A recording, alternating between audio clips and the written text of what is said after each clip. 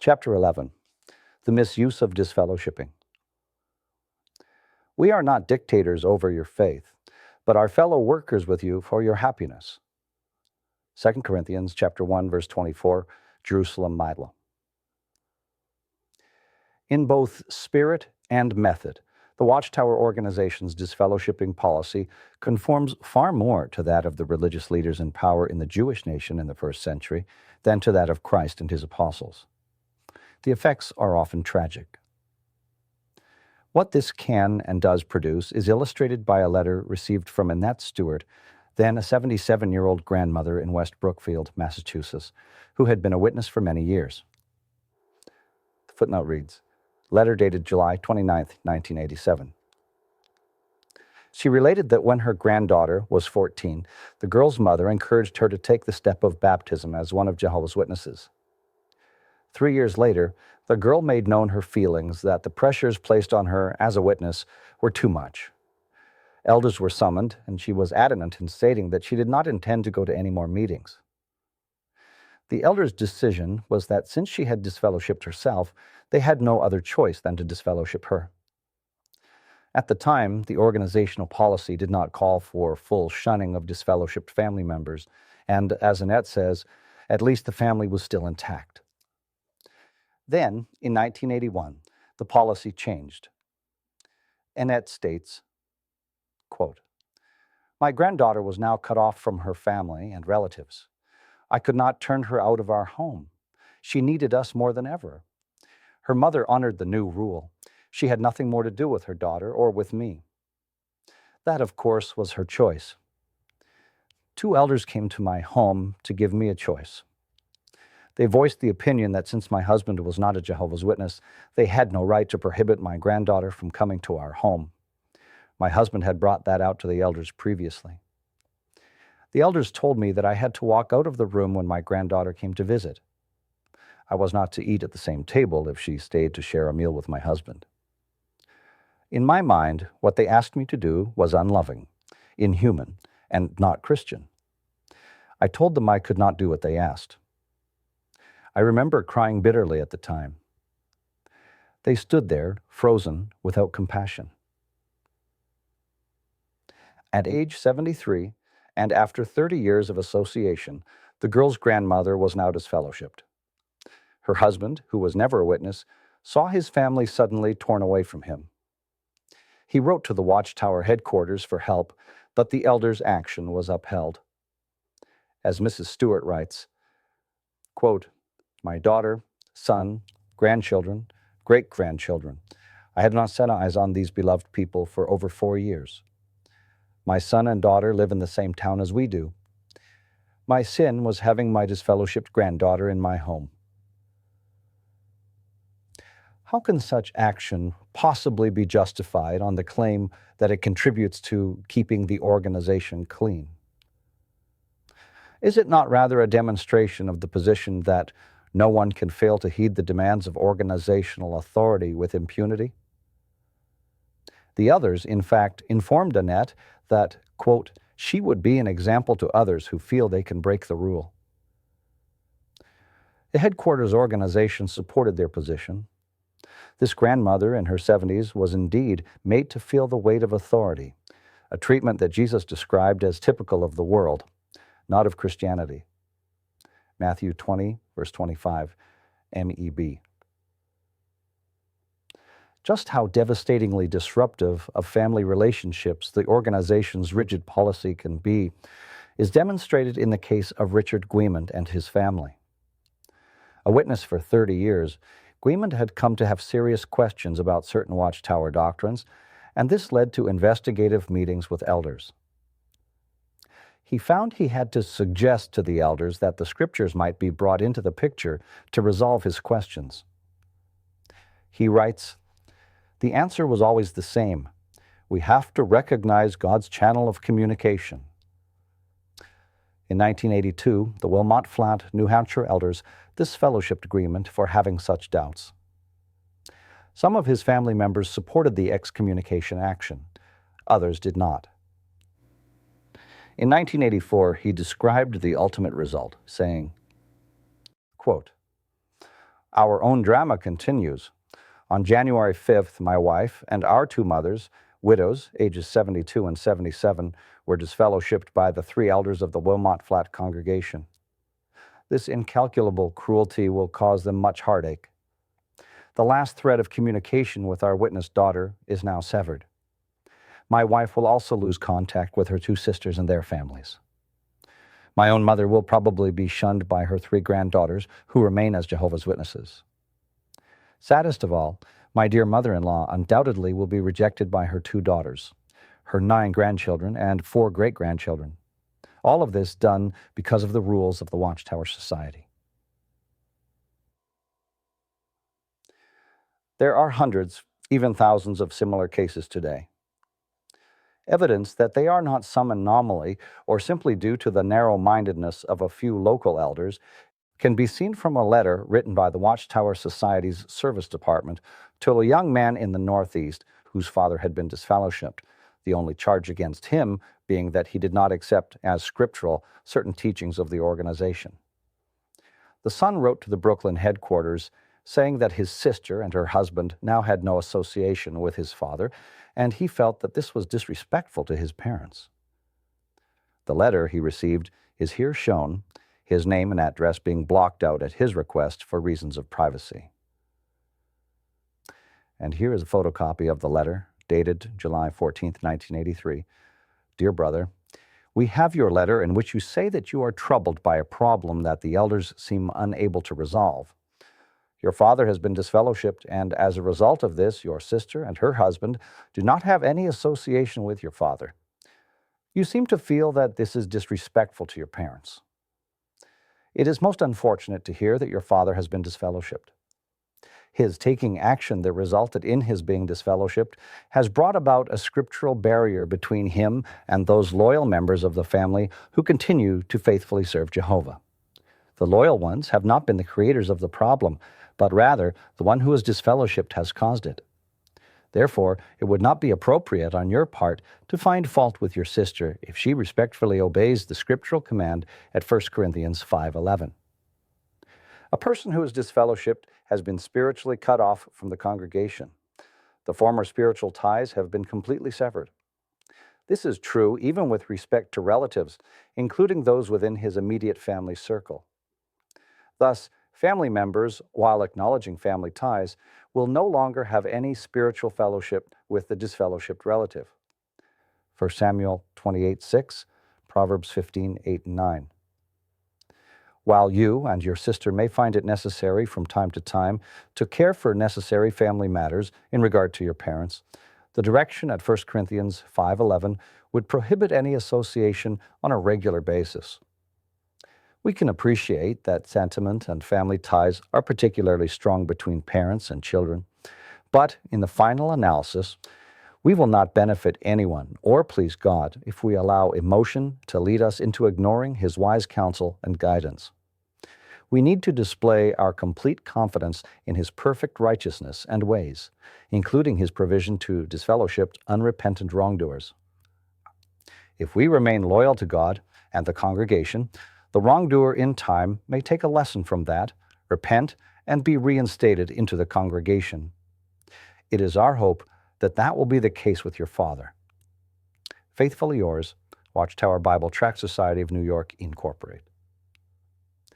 Thus, conscientious disagreement with any position or teaching of the organization supposedly classes this man with the one described at 1 Corinthians 5, verse 11, as a wicked man, categorized as on a level with sexually immoral persons, greedy persons, extortioners, and idolaters. The responsibility for the family division is all placed on him.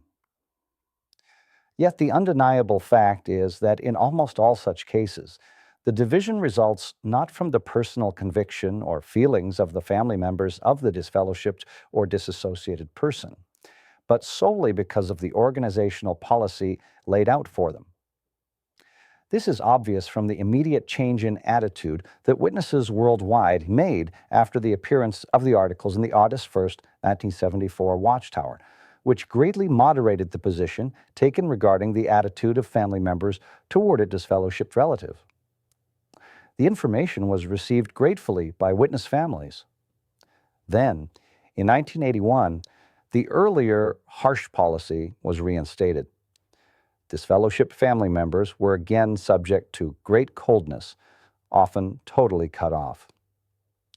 The footnote reads, "The moderating 1974 articles were written by me on assignment by the governing body. A nephew of mine who was disfellowshipped and whose parents and brother and sister had not conversed with him for years was contacted by them as a direct result of these articles and soon thereafter reinstated." Back to the paragraph. But if today that policy were again officially moderated, most witnesses would unhesitatingly renew family ties, particularly in those cases where their only reason for rejecting a family member is that he or she is simply in a disfellowshipped state, and not because that one's present conduct causes them honestly to consider him or her as an evil or corrupting person. I cannot believe that Annette Stewart's family really believe their now 80-year-old grandmother to be such. And I think there is little question that in the great majority of cases, witnesses neither wanted to adopt the rigid position they took, nor were they genuinely convinced of the rightness of it. It was something imposed upon them by the religious authority, and the responsibility for family division in all such cases rightly rests with that authority. The emotional suffering produced is incalculable. In the case of one disfellowshipped woman in Massachusetts, her mother, living in name, became gravely ill and died in the mid-1980s. Though knowing this daughter's address, neither her witness family members nor the elders informed her of her mother's illness, her death, or the funeral. She first learned of it after her mother had already been buried. She stated that the torturing anguish resulting from thus being deprived of seeing her dying mother or of having any opportunity to express or attempt to express her love simply would not go away. How can any of this possibly be harmonized with the personality of a God of love and his compassionate Son? Why should anyone feel drawn to a system contributing to such actions? The inflexible enforcement of organizational law. The manner in which elders apply Watchtower policies clearly shows that they do indeed view them as law. The inflexible attitude produced, or at the very least condoned, by the organizational headquarters causes elders to view neither circumstance, age, health, years of association, nor any such factor as affecting the requirement of full compliance with all organizational rules, full acceptance of all its teachings. One example of the almost mindless rigidity so often created is the case of a witness in the state of Maine, David Haynes, who operated a security alarm service. Beginning in the 1970s and over a period of years, his business installed many burglar and fire alarm systems. Some of these were in churches and church schools. Then, in the 1980s, came a request for him to meet with a congregational committee of 3 witness elders, Spear, Maddock, and Wentworth. They informed him that he could no longer continue such installation work in religious buildings. To do so would make him liable for disfellowshipping. He agreed to stop. Later, the elders informed him that he must also stop servicing the systems already installed. He told them he would comply and arranged for his service manager, not a witness, to go on his own time, as on a Saturday, to do such servicing, and also provided that this man would receive all the compensation involved. Even this was not satisfactory to the elders, however, for the systems were tied in with a central monitoring system at his business's office. The elders informed him that he could no longer monitor the systems installed in those churches and church schools without jeopardizing his standing in the congregation. He offered to see what he could do to transfer the monitoring to some other alarm service business, though this might take some time. He was granted a specific period. His business was going through some changes of equipment at the time, and this contributed to his not meeting the deadline set. He asked for an extension, telling the elders that he did not want to damage his business by preemptorily cutting off service to these customers. They granted him an additional month. When it was up, since he had not accomplished the transferal by that time, though he literally begged and pleaded for consideration and forbearance, he was disfellowshipped. He had been associated with the organization for 15 years. He appealed the decision of the local judicial committee and in a meeting with an appeal committee tried to reason with them, citing examples of those who work for the electrical power company or who install and service telephones and lines for churches. In appeal cases, the appeal committees are usually selected and appointed directly by the service department in Brooklyn. The reply was that he did not have to supply his alarm service and that therefore they were upholding the disfellowshipping action. The elders doubtless never allowed themselves to question whether any of this legalistic harassment really made sense, or how much it was like the critical viewpoint of the Pharisees in condemning the disciples for picking and eating some grains of wheat on the Sabbath. They quite likely focused on the thought that they were being loyal to the organization. Of a quite different nature, but illustrating the same attitude, is the case in 1982 of George West, an elderly witness associated with the Maynard, Massachusetts congregation of Jehovah's Witnesses. He developed bone cancer and, in time, deteriorated to the point of requiring hospitalization as a terminal case. His head was supported in a cage arrangement since his neck bones could no longer bear the weight. Local elders heard that George West had submitted to a blood transfusion and made several attempts to try to talk with him, in spite of his extreme condition and against his wife's wishes. Finally, one evening they succeeded in getting in to see her husband, and under interrogation he acknowledged having accepted the transfusion. His reason?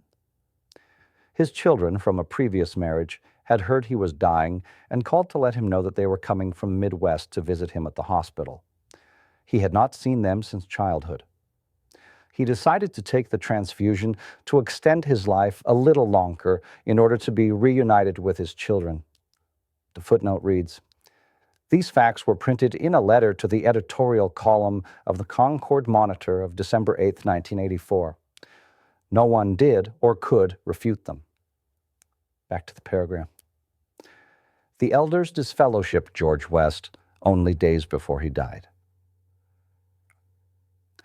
Again, what kind of mentality is it that could in any way say that such actions toward a man on his deathbed are in the least reflective of Christianity, or that they, by any sane reasoning, can be conceived as contributing toward a clean congregation? The only practical effect was that no funeral service by witnesses could be conducted for the man. And for most witnesses, by his dying in a disfellowshipped state, he would be viewed as not qualifying for a resurrection, having died outside the organization. Rather than cleanness, in reality, such action produces a stain of dishonor, for it is an action strongly colored with an unfeeling attitude, more representative of Pharisaism and its intense preoccupation with religious cleanness than Christianity. It was as if the organization's representatives felt they would be remiss if they allowed the man to die without a disfellowshipped label affixed to his disease-crippled body. The question is once more rightly asked: who bears the primary responsibility for the attitude producing such actions? Well, there is much evidence that the spirit shown by different bodies of elders may vary widely. The blame for the rigid, unmerciful attitude shown in many such cases cannot simply be passed off as just related to the particular elders involved. The frequency and widespread nature of this rigidity point to its having some central source. Since all disfellowshipping actions are reported to the headquarters organization, it is not unaware of what is happening. The pathetic case of Percy Harding illustrates this, for it took place virtually on the international headquarters doorstep. In 1910, when about 20 years old, Percy, a native of Western Canada, began reading the writings of Pastor Russell, and in 6 months had read some 3,000 pages of material. He resigned from the Protestant church of which he was a member and found himself totally alone in his new beliefs among his townspeople. He began witnessing and formed 2 groups in the area and held baptisms at a nearby river. He writes, quote, "In 1918, I quit a good job to become a coal porter. My territory covered hundreds of square miles, mostly along the railways from southern Alberta to the Pacific coast. I also covered the country territory on foot, carrying 2 small bags of books. Often I walked as much as 15 to 25 miles a day." After 7 years of this activity, on May 25, 1925, he went to Brooklyn, New York, to serve at the Watchtower headquarters. After about 4 years, the attitude developing under the presidency of Rutherford and the conduct of some exercising oversight left Percy disillusioned. In 1929, he terminated his work at the headquarters. Despite this, he remained associated and active with the same congregation in Brooklyn for the following 56 years. Of what then happened, he writes, quote, "From May 1925 until December 1981, I remained in the same congregation until I was disfellowshipped for talking about God's Word to a few of my friends. This was unbelievable, and so far as the society is concerned, a disgraceful performance. The Judicial Committee had a letter from another board of elders in a different congregation. They had disfellowshipped a friend of mine. They questioned him at length about other people he had talked to about the Bible. He caved in and told them, mentioning my name among others. So this letter from the elders, including things I and others had said, was presented to me with a request that I comment on it. I told the committee that I had nothing to say, that what went on between me and my friends was strictly a private matter and was nobody else's business. They promised me a copy of the letter, but I never received it. Then they started asking questions, the most important being, do you believe that the society is God's organization and that it is bringing forth truth? So I said, there is nothing in God's word to indicate that God ever used an organization to bring forth truth. From Moses down through all the prophets to John and the Revelation, it was always an individual. There were 3 committee meetings, the last being at Bethel. The night I was disfellowshipped, Harry Paloyan, a longtime member of the Watchtower's writing staff, made a speech at the Kingdom Hall, bringing a charge that was not even discussed in any of the committee meetings, that of disrupting the unity of the congregation. He misused 2 John 10 and 11 in instructing 175 people to cut me cold. After the meeting, everyone filed out, passing by me like I was a leper. Percy was 91 years old and in poor health. Whether one may consider his understanding of certain scriptures as correct or mistaken, the fact remains that the issue arose not because he was creating a disturbance, one that was congregationally evident, but because of private conversations with friends. No one in the congregation had complained of his being an agitator, and the matter became an issue only as the result of a letter from another congregation that initiated investigation and interrogation by elders into his private remarks on scriptural subjects among personal friends. Compare the accusation against the Apostle Paul and his defense at Acts 24, 5-13. On a trip to the Northeast in 1982, I visited Percy Harding at his home on 6th Street in Brooklyn. He sat, seemingly dwarfed by the large chair, a small, frail-looking man, obviously weakened by age and illness.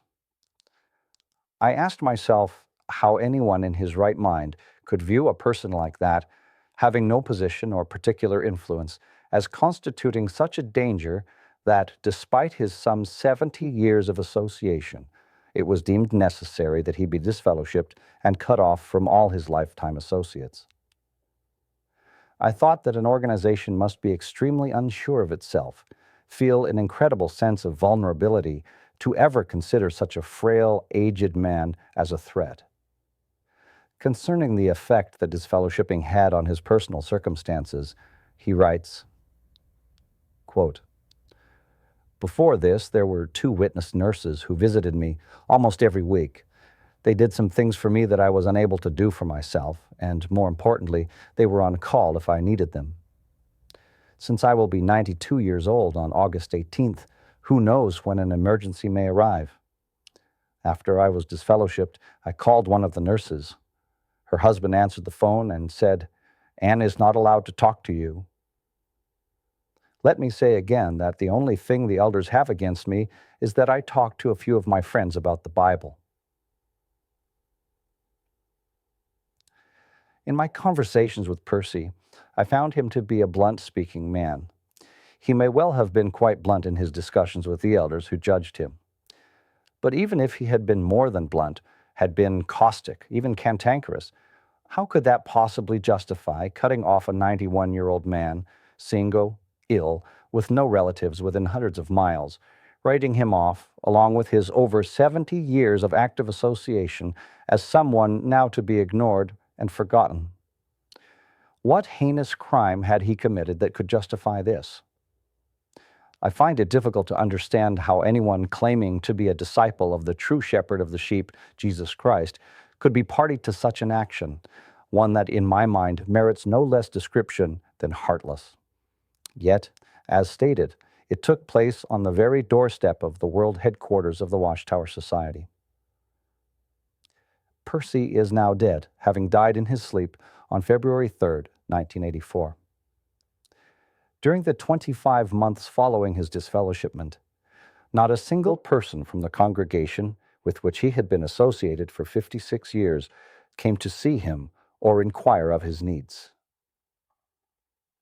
Footnote reads, "A friend of mine living in the New York area visited him on a weekly basis and eventually, when Percy's funds were running out, arranged for his gaining entrance to the nursing home where he died." The ultimate sin, disagreeing with the organization. Percy Harding's case is also illustrative of the organization's insistence of total acceptance of all its teachings. Consider, then, these quotations from Watchtower representatives in which they state, quote, "If someone doesn't want to live by our principles, he is free to leave. There is no badgering here, no physical or emotional harassment. We don't dictate from headquarters." Walter Graham, Canadian branch, quoted in a Toronto newspaper. "We are not spiritual policemen. We don't try to stifle everyone in his opinion." Traveling overseer, now a governing body member, Samuel Hurd, quoted in the Chicago Tribune. "If people do not want to stay, they are free to leave. I cannot understand why those disagreeing simply do not leave quietly." Robert Balzar, Watchtower Headquarters, Public Relations Man. I'm sure that all these men know that the picture they paint is not in accord with their reality, for they know what happens today when one of Jehovah's Witnesses endeavors to leave quietly. The actual situation is similar to what a soldier would face if he went to his commanding officer and said, "Sir, based on my conscience, I have decided to leave, and I just wanted to let you know that I will go quietly and not disturb the troops in any way." Unless he quickly recanted, the consequences the soldier would face, dishonorable discharge, or, in time of war, execution by a firing squad, are paralleled in a spiritual way by those Jehovah's Witnesses face. Those who think of quietly withdrawing know that they have a gun at their heads, the weapon being the threat of official disfellowshipment, or that of being officially pronounced disassociated, which is the same weapon producing the same results, but under a different name. Though not physically placed before a firing squad, any witness attempting to leave the organization for conscientious reasons can do so only at the risk of being labeled heretical, unfit for true Christians, other Jehovah's Witnesses, to associate with, someone that even family members treat as an outcast. The organizational policies allow no possible way to leave with honor. Only a person insensitive to human feelings could think that there is no emotional harassment involved. This situation has become particularly evident since 1980. Following the disfellowshipment of a few members of the headquarters staff for not fully accepting all Watchtower teachings, and also my resignation from the governing body, the direction now taken by the organization was exemplified by a letter to its traveling representatives dated September 1st, 1980. The footnote reads, a photocopy of this letter may be seen in Crisis of Conscience, pages 341 and 342. That letter spelled out a policy that even to persist in, not talking about, but simply believing anything different from what the slave class provided, constituted apostatizing and could lead to disfellowshipment. While it called on elders to be discreet and kindly in their inquiries as to members' personal beliefs, we have already seen, in the case of Percy Harding and other cases already cited, what this directive produced in the way of kindly, discreet inquiry.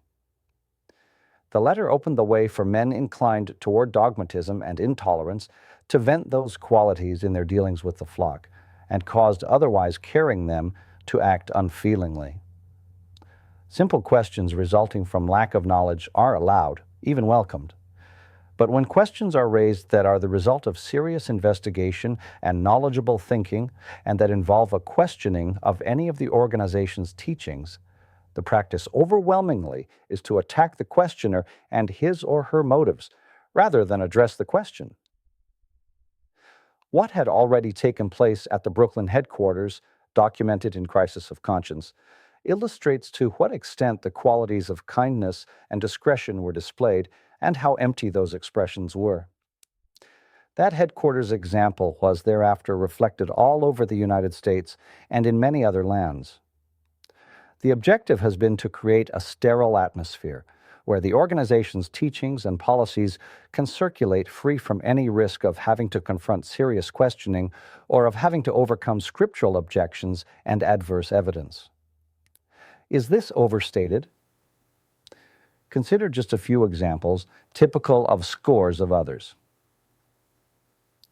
In Crisis of Conscience, I related the disfellowshipment of Edward Dunlap, who, after over 50 years of association, most of them spent in Bethel service, was in effect put out on the street at nearly 70 years of age, disfellowshipped for having expressed viewpoints in conversation among friends that did not conform to all of the organization's teachings.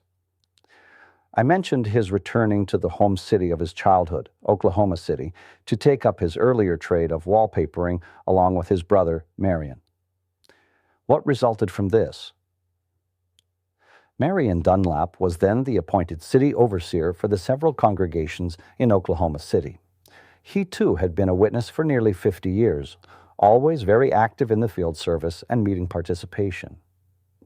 When he offered lodging and work to his 70-year-old disfellowshipped brother, Marion himself came under investigation. He was subsequently disfellowshipped, and within about a year, 5 other members of the Dunlap family were disfellowshipped. They were not persons engaging in wrongdoing of any kind. They had not sought to stir up trouble or engage in campaigning or protesting. They simply felt bound by conscience to let their beliefs be governed by the Word of God rather than by the word of fallible men or organizations. Another witness, a professor at Oklahoma State University, expressed himself as feeling it was a shame that anyone with Ed Dunlap's teaching ability should not have an outlet for that ability. He helped arrange for Ed to conduct some classes at the university. This brought him under the elders' scrutiny, and he too was soon disfellowshipped. While it is true that in some of the cases those involved chose on their own to discontinue meeting attendance, this in no way reflected any desire on their part to cease friendship or conversation with their previous associates among Jehovah's Witnesses. It in no way implied any rejection by them of such persons or any adverse feelings toward them. The complete cutting off of relationships came solely from the aggressive actions of elders. The unusual zeal elders show in pursuing any suspected case of disaffection is illustrated in the actions taken at a little place in Mississippi called Dancy, small enough not to appear on most maps. The Walker family lived here, and in the 1940s, the mother and later 3 of her daughters became witnesses. In time, the Kingdom Hall was built just across the road from the Walker home, the land being donated by Ray Phillips, the husband of one of the daughters, who was also the builder of the home. Sue Walker, one of the three daughters, became a pioneer and later graduated from the Watchtower's missionary school, Gilead. She spent 12 years in missionary service in Bolivia under difficult conditions. In one assignment, a town on the edge of the jungle called Trinidad, she and her partner were totally separated from association with other witnesses. The low-lying town flooded during certain seasons, and the only way to get around was by small boats. Sue recalls studying the Bible with a woman who always kept a stick by her side. She wondered why, until one day a snake came up out of the water onto the porch, and the woman calmly picked up the stick and knocked it back into the water. Sue and her partner stayed in the assignment, putting up with sickness and poor diet for years. In 1962, Sue was transferred from Bolivia to the Dominican Republic, where my wife and I were stationed. Times were turbulent there, including a full-scale revolution in 1965, and more than once Sue had to take cover from gunfire when on her way home from Quebec in Bible studies. Though having health problems, to her 12 years of service in Bolivia, she added another 13 years spent in the Dominican Republic. After these 25 years as a missionary, Sue felt it her duty to return to Dancing, Mississippi, to care for her aging parents, now in their 80s. Though she continued to pioneer on her return, she was distressed to find that many local witnesses viewed her as having quit her assignment. Rumors even circulated that she had been sent home by the Society for wrong conduct, which was totally false. I find it hard to believe that anyone knowing Sue Walker could speak thus of her. As branch overseer in both Puerto Rico and the Dominican Republic, I had had dealings with easily more than 100 missionaries.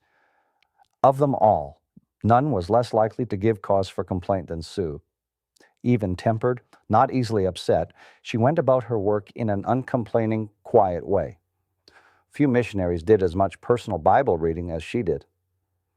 This, combined with actual experience over many years and in several countries, experience that brought home to her the degree to which the organization failed to reflect a truly Christian spirit, eventually caused her to reassess her conviction of its being God's sole channel and chosen instrument. Her sisters had reached a similar point of reassessment.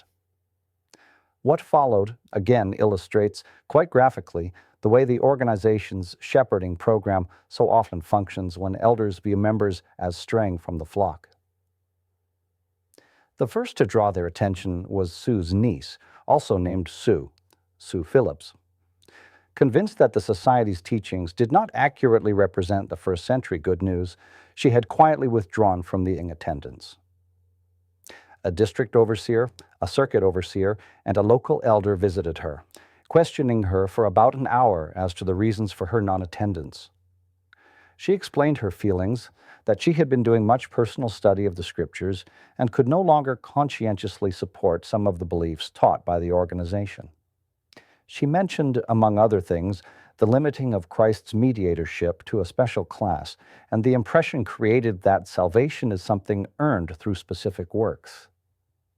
As happens in thousands of similar situations, the manner of dealing with such questions is to focus not on the Scriptures, but on the organization.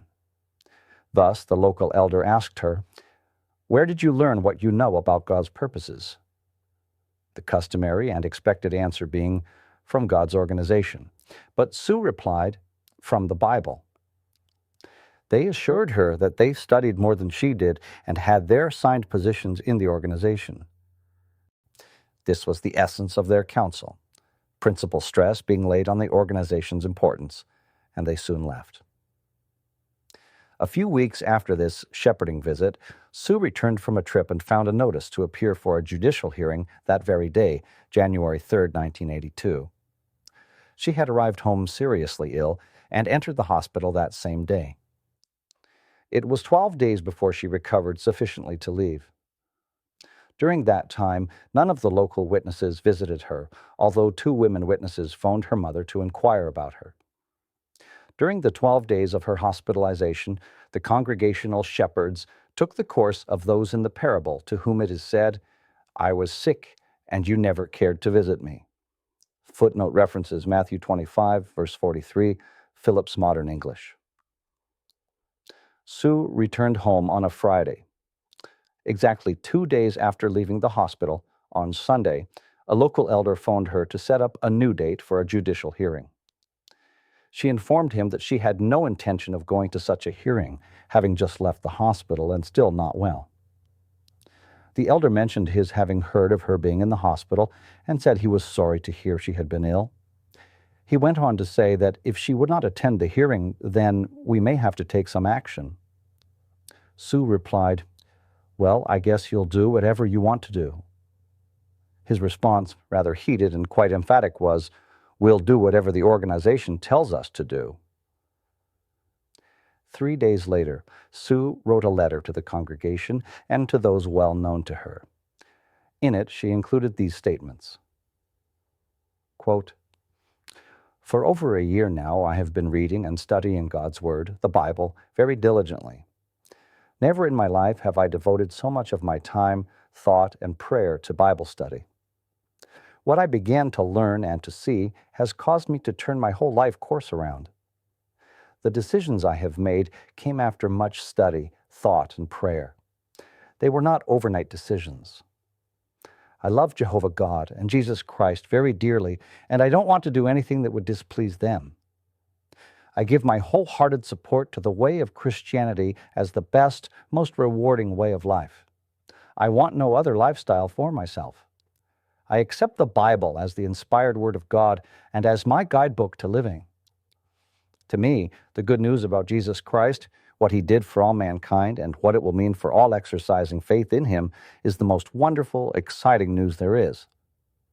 For any Christian, loyalty to Jehovah God, Jesus Christ, the Bible, the good news, and the way of Christianity must be given priority over everything else. My loyalty and support absolutely go to all these. After months and months of Bible study and much prayer, I came to the conclusion that the things I formerly believed were simply not scriptural. As a Christian, I saw there were changes to be made. There were simply some things I could no longer give my support to." A few days after receipt of the letter, the elders announced to the Manti congregation of Jehovah's Witnesses, which meets in Dancy, that Sue Phillips had been disfellowshipped for conduct unbecoming a Christian. The footnote reads, "This is a standard expression deliberately left vague to avoid legal problems." A note to this effect, signed only Manti Congregation, was sent to her home. In all, the local elders and traveling overseers in their shepherding efforts had spent approximately 1.5 hours with this young woman who, from childhood, had been raised as a witness. They doubtless felt that they had accomplished the extended kindly efforts referred to in the Watchtower headquarters directive. Apparently, the clear evidence her letter gave that she had deep respect for the Scriptures and a sincere concern for pleasing God and Christ did not warrant any forbearance on the elders' part, any feeling that there was good reason for showing tolerant patience, or any thought that perhaps by a calm, gentle, non-confrontational approach they might resolve her questions. No time was lost in making official announcement that she was now no longer a fit associate for the congregation members. It is a frequent practice to imply in Watchtower publications that those who do not agree with the organization are motivated by such negative emotions as pride, rebelliousness, a desire to escape from door-to-door activity due to a lack of humility, and similar charges. I do not doubt that there may be some individuals of that kind. But I also know that this has proven completely without foundation in case after case. It certainly was obviously false regarding Sue Phillips' aunt, former missionary Sue Walker. In her more than 40 years of service, she had beyond question spent far, far more hours in going from door to door than anyone in the area, including the elders and traveling overseers. On returning from missionary service, she had continued in active association with the Manti congregation until this point, regularly attending meetings, actively engaging in witnessing, and in conducting home Bible studies with interested persons. In view of the organizational dealings with her niece, however, She felt matters had reached a stage calling for a decision. As she told her niece, "I'm the next one they'll come after." So she wrote a letter of resignation and, on Sunday, walked out of her house and crossed the road to the Kingdom Hall and personally handed a copy to each of the elders. Sue Walker was then 63 years of age. She had spent 42 of those years as a witness, 35 of them in full-time service, and 25 of these in missionary work in foreign countries. She had forgone marriage and children, had endured many privations, had labored in primitive areas, had steadily sought to live a life in close harmony with Bible principles. Would it not be normal to wish to retain such a person in a congregation, to feel that it would be a definite loss no longer to have her association and example? If one felt that the witness beliefs were indeed sound and solidly based on Scripture, would one not feel moved to make whatever effort might be possible, at least to continue contact with such a person, with the hope of eventually reconciling differences? I would think so.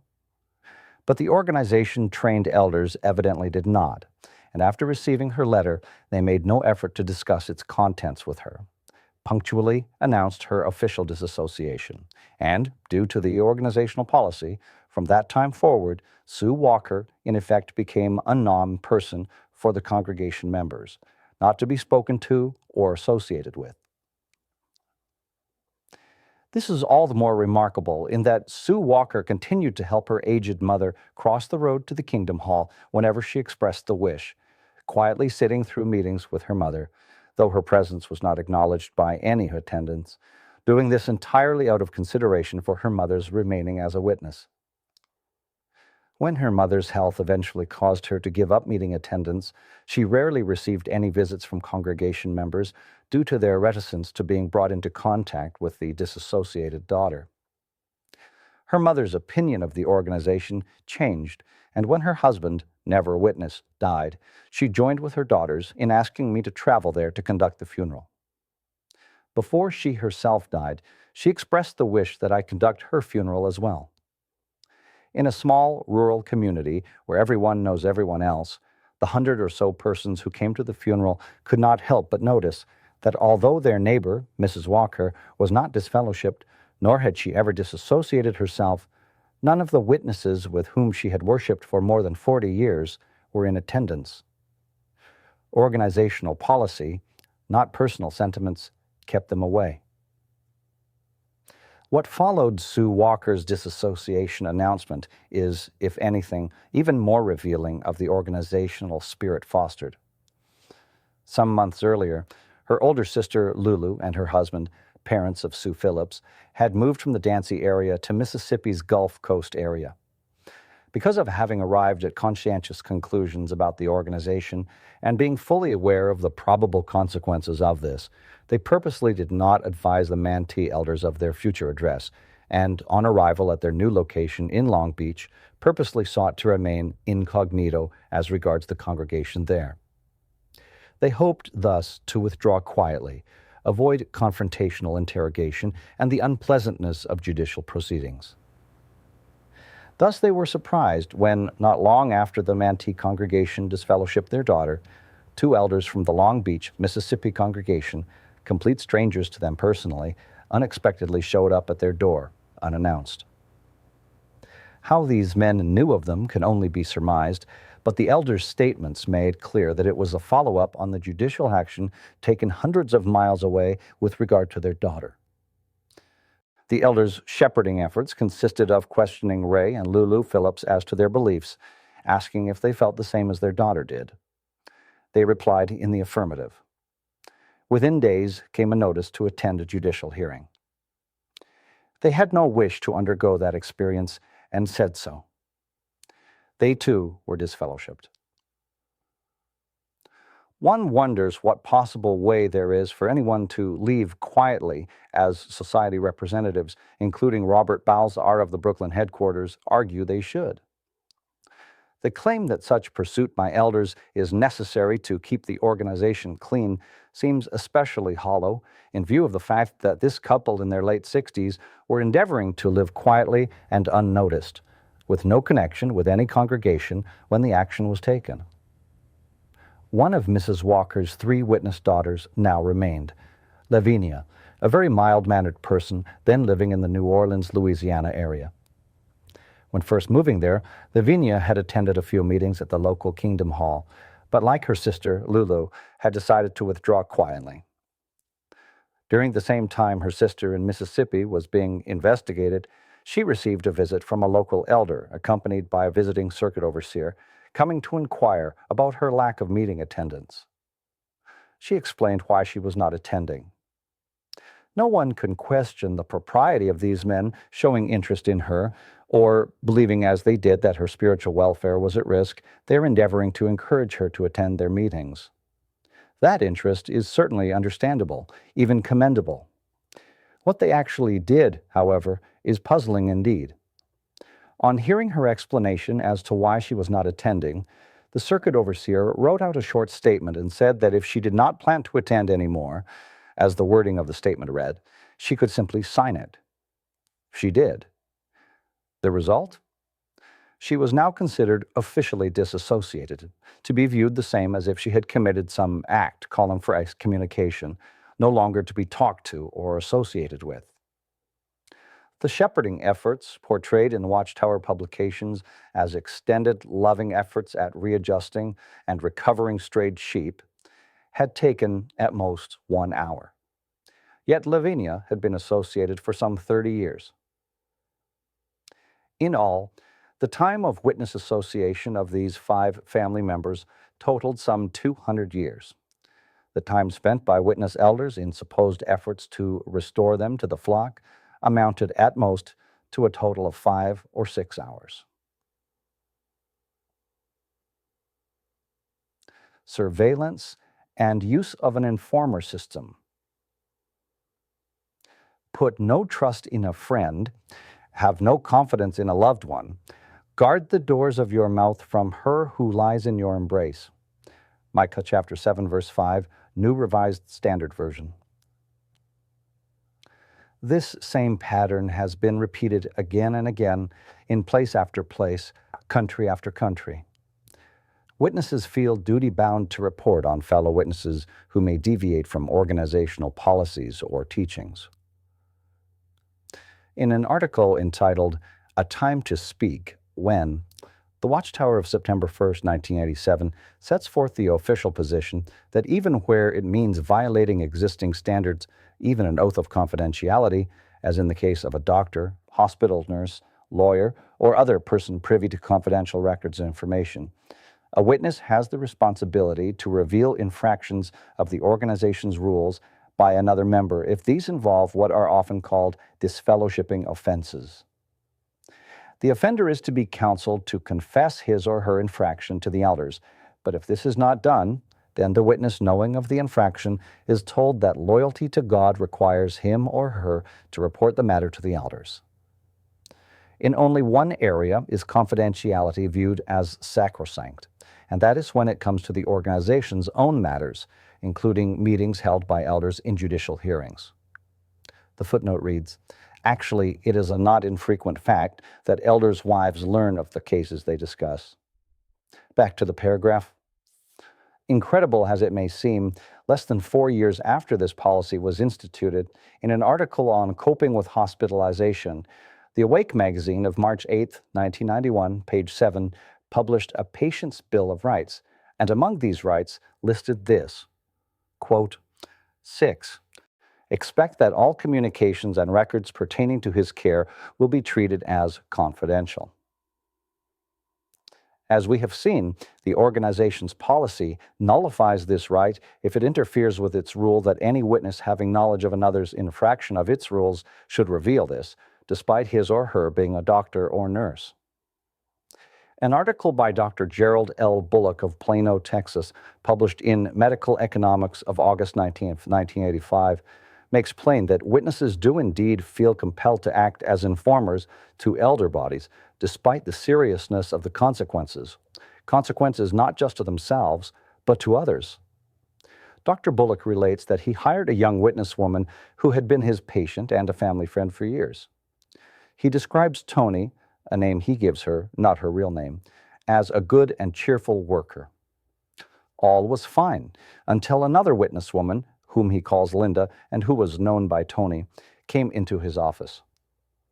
She claimed that she was raped by several men after going to a bar in Houston, Texas, and had contracted gonorrhea. She had visited another doctor and now wanted a follow-up culture down to see if she was free from the disease. He felt it was not his position to question the truth of her rape claim and simply performed the culture, finding her free of infection.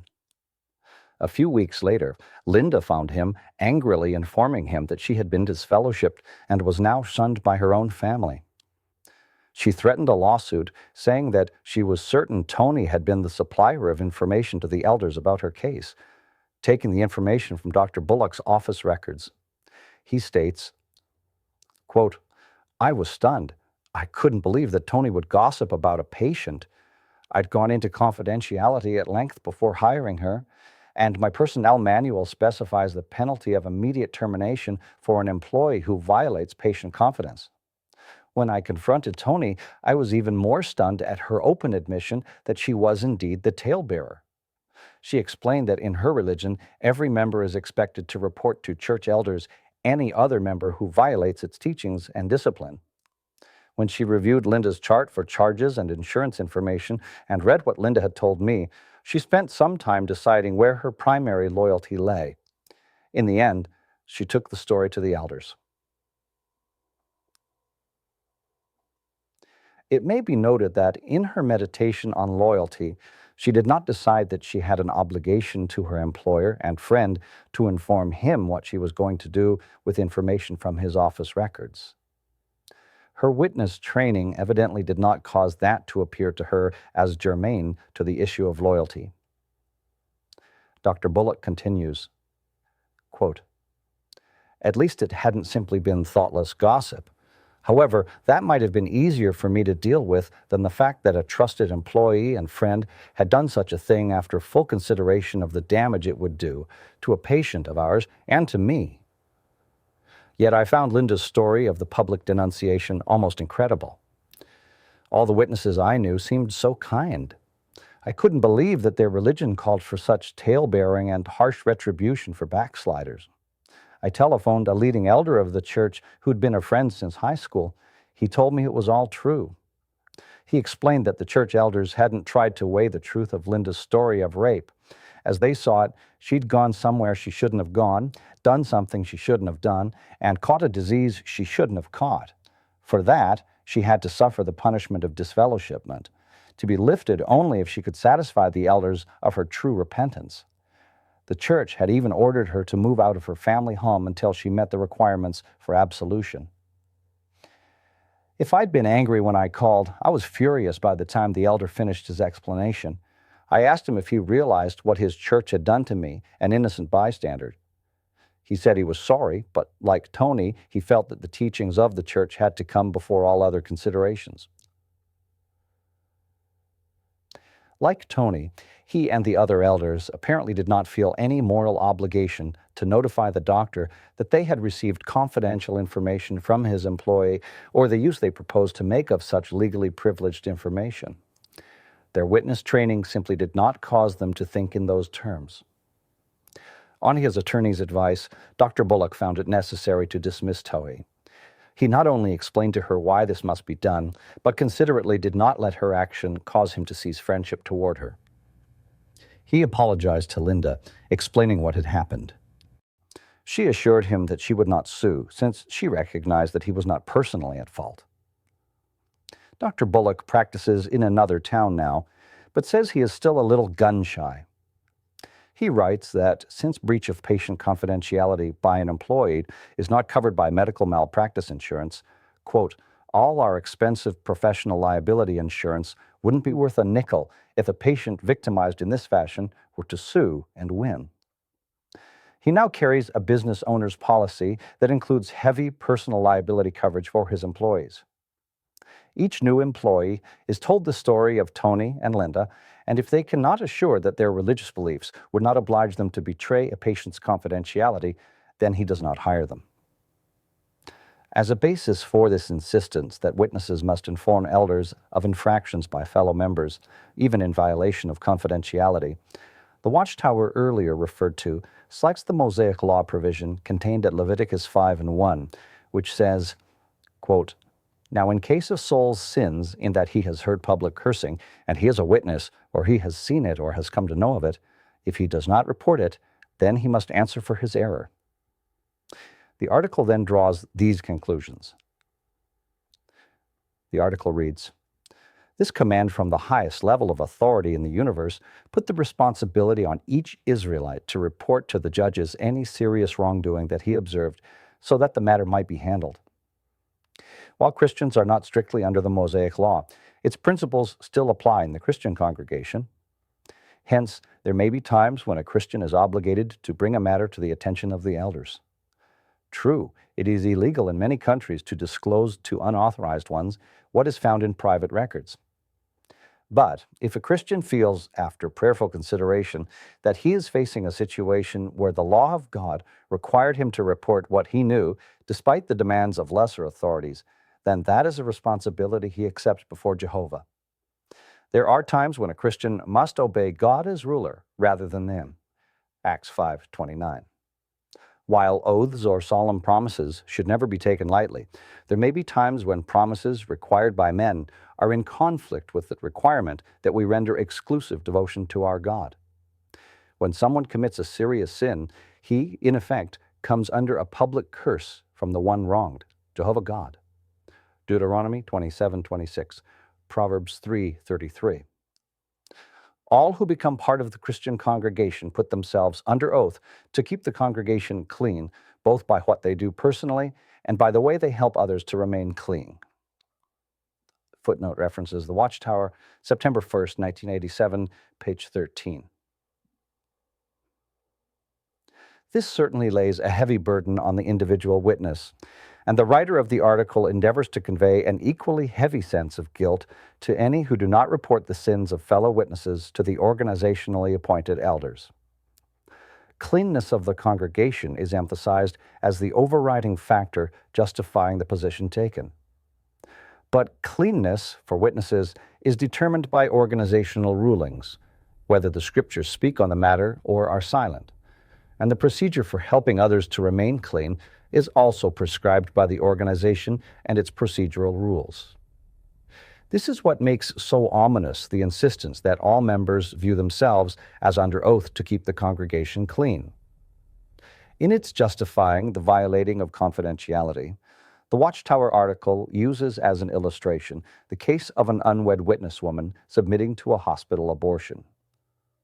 However, as has been seen in Chapter 8, with a multitude of organizational rules and regulations, the extent and variety of possible infractions calling for reporting could run into the hundreds. It could mean that a witness working for an accounting office who saw from invoices that a witness business owner had put a roof on a church or installed an alarm system in a church would view it as mandatory that the matter be reported to the elders. It could mean bringing accusation against a man for having accepted an assignment to work in an old people's home in place of taking military training, or for spreading insecticide in a military base, or against a woman for earning money by making beds in a barracks.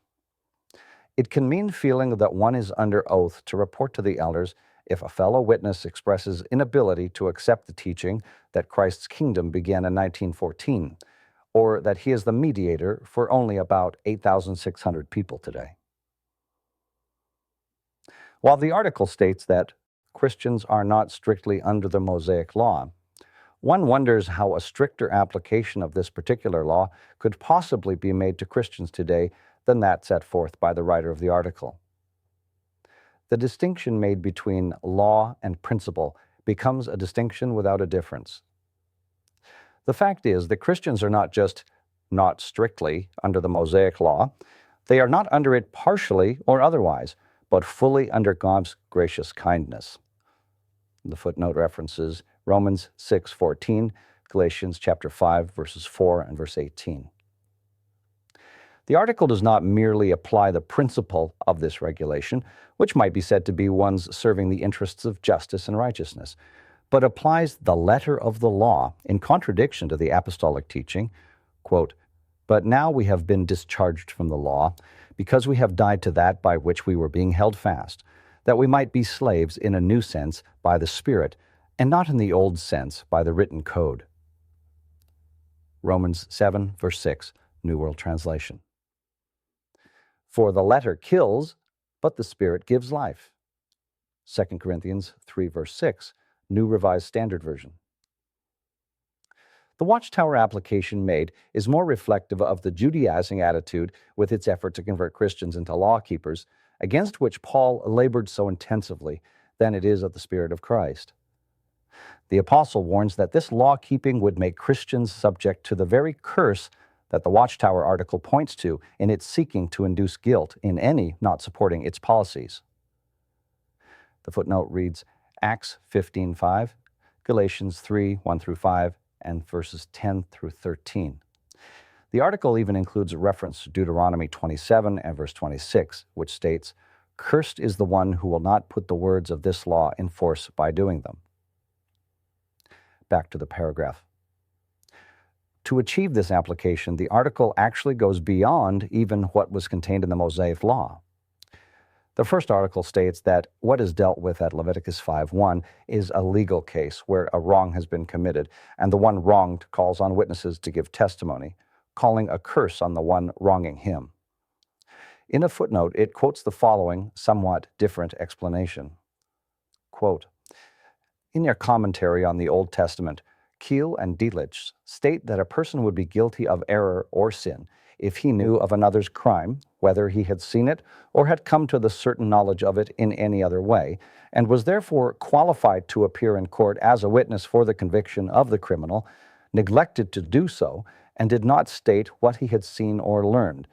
When he heard the solemn adjuration, the curse referred to, of the judge at the public investigation of the crime, by which all persons present who knew anything of the matter were urged to come forward as witnesses." The footnote references The Watchtower, September 1st, 1987, page 13. In Israel, which functioned as a distinct nation, handling not only misdemeanors and criminal cases, but also civil cases involving all manner of controversies between individuals, village or city elders acted as a court, with their consideration of cases held in public at the city gate. The footnote references Deuteronomy 16:18, Deuteronomy 21, verse 19, Ruth chapter 4, verse 1. If there was any calling for a witness to give testimony in a particular case, it was done in a public way, and the call might be accompanied by a solemn adjuration, or, as the New World Translation puts it, a public cursing, placing witnesses under responsibility to testify and to testify forthrightly. The footnote says, compare Proverbs 29, verse 24, and Matthew 26, 62, and 63. One of the more detailed examples of a hearing before city elders is found at Ruth 4, 1 through 12. It deals with Boaz, a near relative of the deceased Elimelech, and interested in acting as repurchaser of the dead man's estate, the effecting of which would carry with it the obligation to marry Ruth, the Moabitess. Boaz goes to the city gate, waits till another man, who is the nearest relative, and who thus has first rights as repurchaser, comes along. Boaz then gets together 10 of the elders of the city, and the matter is settled before them and the gathered crowd, with Boaz gaining the right he sought. He calls on all, elders and gathered people, saying, "You are witnesses today." There is not the remotest correspondence between the very open way matters were conducted then and the secretive way in which the religious court system instituted by the Watchtower organization operates.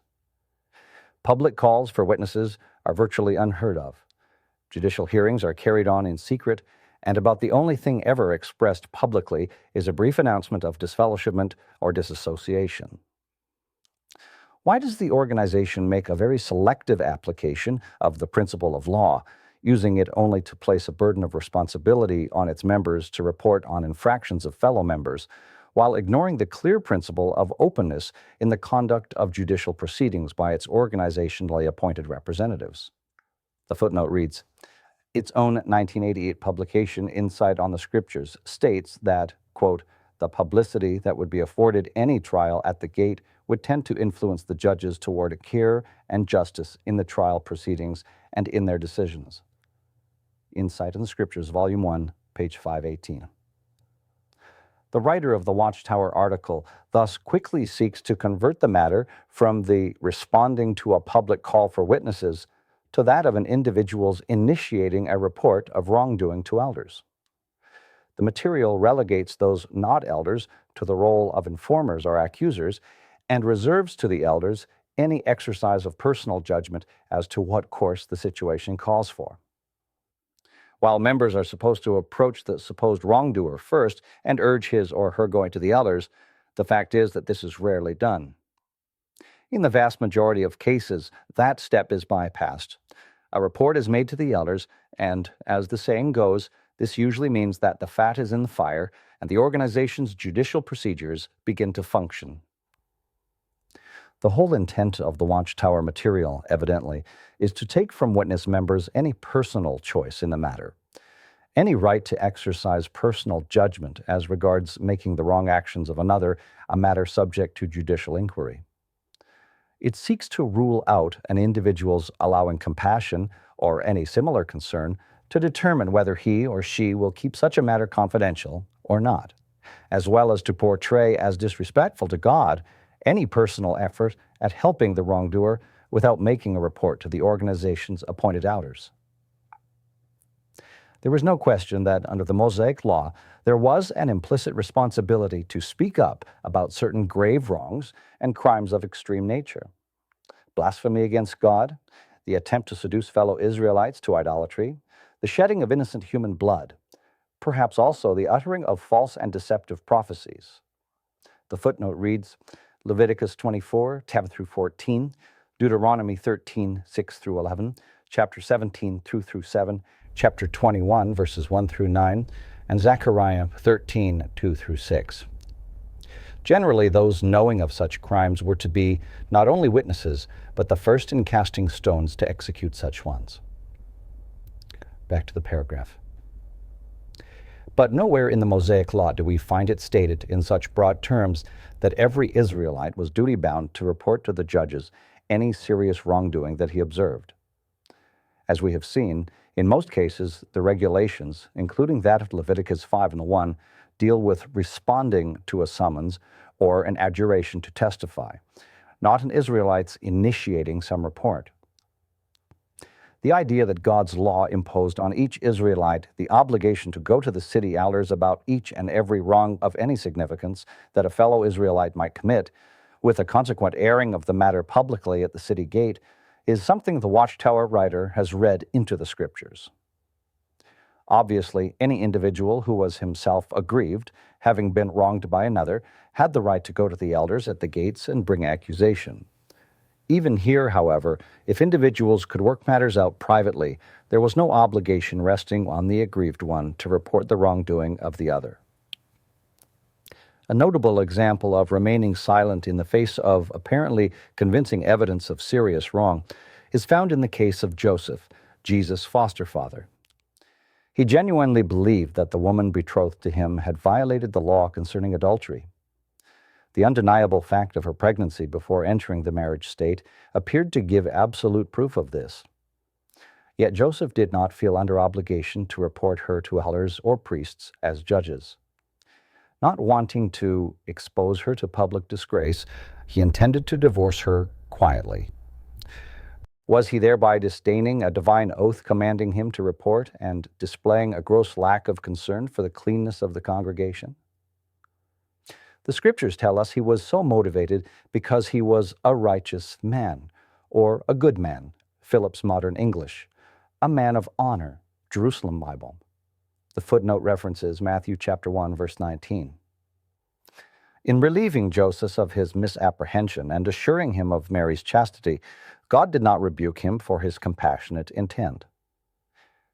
Footnote references Matthew chapter 1, verses 20 through 24.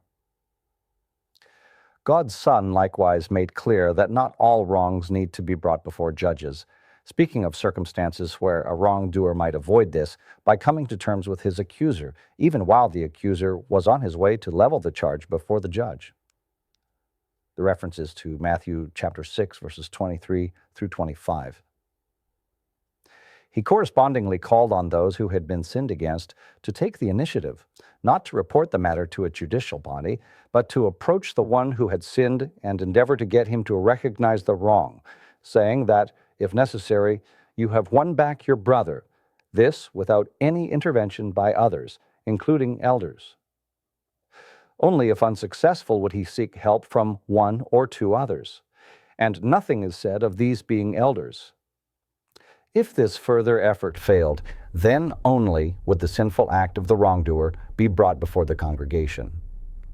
The footnote is to Matthew 18, 15 through 18, Jerusalem Bible.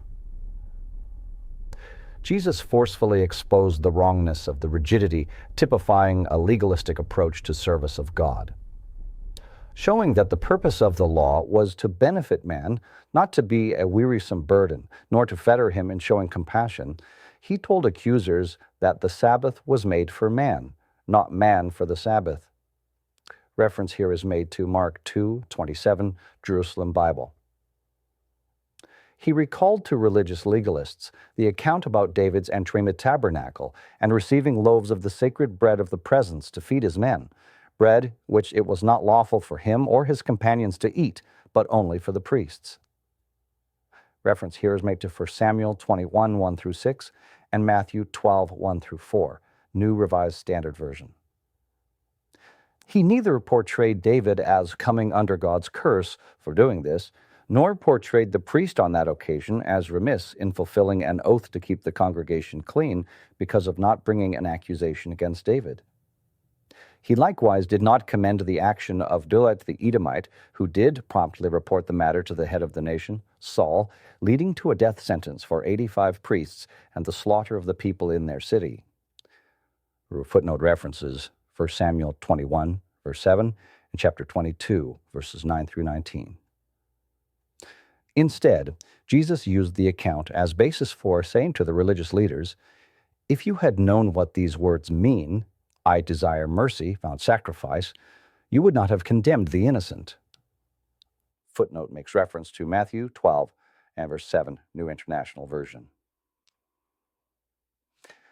As Christians discharged from the law and no longer slaves in the old sense by the written code, we are free to be guided by Christ's example and by the law of faith and the royal law of love in making decisions in this area. Footnote makes reference to Romans chapter 7, verse 6. We have the apostolic assurance that he who loves his fellow man has fulfilled the law, and that not only commandments about adultery, murder, stealing, coveting, but whatever other commandment there may be, are summed up in this one rule: love your neighbor as yourself. Love does no harm to its neighbor. Therefore, love is the fulfillment of the law. Footnote references Romans 13, 8 through 10, New International Version. Certainly there are matters in life of such great import, either representing a grossness and severity of injury committed or indicating a potential for serious harm, that, aware of them, we will feel moved to make them known to others. But we are not bound by inflexible rules, placing us under oath and making it automatically mandatory that we expose the trespasses of others. We are encouraged to confess our sins to one another, not to an ecclesiastical court. Each of us, not just men holding an organizational appointment, are exhorted to do whatever we can to help and heal those who have strayed from truth and fallen into error, doing so with a merciful attitude toward the individual, even though detesting the wrongs themselves. The footnote references James 5:16, verse 19 and 20, and Jude 22 and 23. The rigid policy advanced in the final analysis actually works against helping persons who slip into error. One committing a serious sin may feel keenly the need for help to avoid further wrong, But a witness cannot go even to a friend in his congregation to discuss a sinful error with any degree of assurance that what he or she says to the friend will be kept confidential. Texts speaking against the uncovering of confidential talk are not viewed as having force in this case, and the statement that a true companion is loving all the time and is a brother that is born for when there is distress likewise becomes inoperative, empty of meaning. Footnote references Proverbs 11, verse 13, and chapter 25, verse 9, and chapter 17, verse 17. Even though the one who has sinned has gone to God in prayer through Christ and sought forgiveness, this is not enough to warrant confidentiality. If the sin is anything the organization classifies as a major sin, its officials must be informed, and the ecclesiastical court must decide whether action needs to be taken or not. Witnesses are made to feel that they are not showing love if they fail to report fellow members who have not gone to the authorities about their personal wrongs. Erring witnesses are told that they can speak to the elders, confident that they will handle the problem in a kind and understanding way. The footnote reads, quoted from the caption accompanying the picture on page 15 of the Watchtower of September 1st, 1987. While on the governing body, quite a different picture from that portrayed came through in the expressions from the headquarters service department. They quoted traveling overseers as saying they believed that by far the majority, some gave figures of 70% or more, of the elders were not qualified to serve in a judicial capacity. I am sure that there are some elders who merit the confidence described in Watchtower publications. But actual experience shows that adherence to organizational policy is paramount with the great majority of such men, and that legalism all too often stymies the natural feelings of compassion they might otherwise have. Illustrative of the way the private actions of witnesses are closely monitored by loyal elders, men impelled to enforce the organization's great body of theocratic law, is the case in Sweden of Rudd Persson and his wife. Rudd was baptized as one of Jehovah's Witnesses in 1959. In January of 1986, he and his wife thought more seriously on the message of Christ Jesus in the parable of the Good Samaritan than they had done in the past. Moved especially by the hunger situation in Ethiopia, they paid a small annual membership fee to the Red Cross so as to obtain information about various emergency projects, among which they might choose to contribute some modest help. Rudd expected no problem on this. His own mother, a staunch witness, had benefited from Swedish Red Cross invalid service after becoming permanently ill. A few months later, in May of that year, the presiding overseer of the local congregation approached Rudd and inquired if he had joined the Red Cross. Rudd expected a friendly conversation, but on his confirming that he had taken membership, the overseer dropped the subject and made no further inquiry. Only later did Rudd find that an investigation had already begun before this conversation. One elder, having heard a rumor that Rudd had taken membership in the Red Cross, reported the matter to the body of elders. The elders had discussed the matter and had even contacted the circuit overseer of their area, Gert Anderson, for his advice. Why? It was felt that Rudd might have broken his neutrality as regards war, as we have seen, often expressed as having violated Isaiah chapter 2, verse 4. The elders on June 19, 1986, wrote to the Watchtower's Swedish branch office inquiring as to the advisability of calling Rudd before a judicial committee to see if he had violated his Christian neutrality. The branch office replied, sending a copy of their letter to Circuit Overseer Anderson, saying they would research the matter and possibly obtain advice from the governing body in Brooklyn. Finally, on October 15, 1986, they sent the letter here shown to the presiding overseer of the congregation, Mats Nordsund. The footnote reads, this letter was written in Swedish. What appears here as a translation, a copy of the Swedish original, is on file with Commentary Press. During all this time, from the occasion in May when the overseer's brief inquiry was made as to whether Rudd had joined the Red Cross, until now, in October, nothing had been said to him about this investigation. Rudd's father and younger brother were on the body of elders, but said nothing to him, doubtless feeling that confidentiality did not permit his being made aware that he might face a judicial hearing.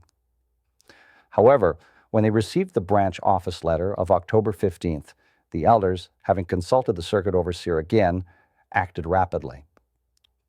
On October 18th, the presiding overseer phoned Rudd, informing him that the society wanted him to answer 5 questions in the presence of 2 elders. He also asked if Rudd's wife had become a Red Cross member. Now, I'm going to read the letter that was forwarded to Mats Norsund from the Swedish branch office. It reads, "Dear brothers, we now write to you concerning the information you provided the society that Brother Rudd Persson has become a member of the Red Cross. We forwarded the issue to the brothers in Brooklyn to get their view on membership of such an organization. The brothers advised us that even if the Red Cross in a certain country carries out the service that may be needed locally, it still applies the principles of the International Red Cross with headquarters in Switzerland. It is claimed that the purpose of the organization is to relieve human hardship and suffering. But we must, nevertheless, remember that the organization had its beginning on the battlefields. It performs a large part of its work directly or indirectly in conflict with the thoughts outlined in Isaiah 2, verse 4. 2, the organization is one of the world's biggest suppliers of blood for transfusions. It is also involved in political matters and often acts as mediator between nations at war. Consequently, it is good to consider what an organization as a whole works for and put that in relation to the Christian neutrality that God's people must show. And we cannot support misuse of blood either. To be sure, it is all very well and good to try to relieve human suffering, but we don't need to become members of a worldly organization to do so, do we? This was treated rather extensively in the Watchtower of October 1st, 1986, pages 22 through 24. A person's motive for joining an organization also comes into the picture. Why does he wish to join a certain organization? Does he approve of what the organization stands for? It may happen that someone becomes a passive member of such an organization in order to qualify for a certain course in first aid. Nothing else is required of the individual. A Christian might think that his conscience allows for this. On the other hand, if someone says that he is defending everything the organization advocates, then, of course, his privileges in the congregation would be affected. If someone should become a member and actively support, for example, the worldwide blood program the Red Cross stands for, that could lead to disfellowshipping. Hence, in your case, we recommend that you talk to Brother Red Persson about this and examine his motive for joining the Red Cross. Is he of the opinion that what this organization stands for is good and proper? Is he aware of its program in support of blood transfusions and its activities as mediator between nations? When you have talked extensively with him about this and heard his reaction, please communicate with us again so that we can visualize his thinking on this matter and if he wants to continue his membership of the Red Cross. What is his attitude to food containing blood served at school? Has he informed the teachers about your position regarding this? Birthday celebrations and so forth in connection with school activities. We mention this because Brother Gert Anderson at one time made comments about this concerning the children of Brother Rudd Persson. United with you in publishing the good news of the kingdom, we send our love and greetings, your brothers.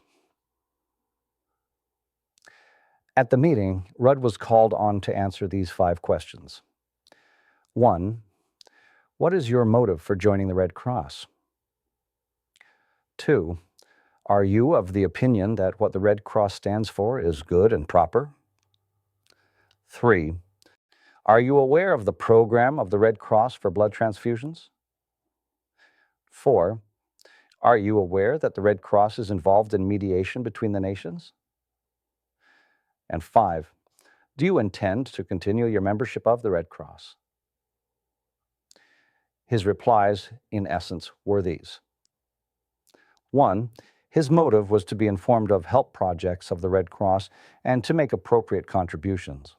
He referred the elders to an article in December 8, 1976 Awake, which, while presenting many negative factors about charitable organizations, stated that it was not necessarily wrong to contribute to them. He also said he found the matter analogous to the organization's stand regarding labor unions and certain types of employment, where negative factors were viewed as balanced out by positive ones. This footnote reads, see The Watchtower, February 15th, 1961, page 128, and Awake, December 8th, 1976, pages 27 and 28, and The Watchtower of July 15th, 1982, page 26. 2. His answer to the second question was that he sympathized with the impartial help the Red Cross gave to the needy, felt that it was good and proper, and then he called the elders' attention to this statement in the June 1st, 1918 issue of The Watchtower. Quote, a Christian to whom may have been presented the perverted viewpoint that the Red Cross work is only aiding that of killing, which is against his conscience, cannot help the Red Cross, then he gains the broader viewpoint that the Red Cross is the embodiment of helping the helpless, and he finds himself able and willing to help the Red Cross according to ability and opportunity. He added that he felt this change from a perverted viewpoint to a broader viewpoint was even more justified today. 3.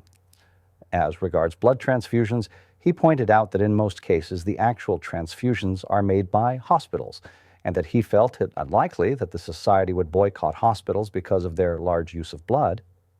Many witnesses worked at hospitals having blood programs.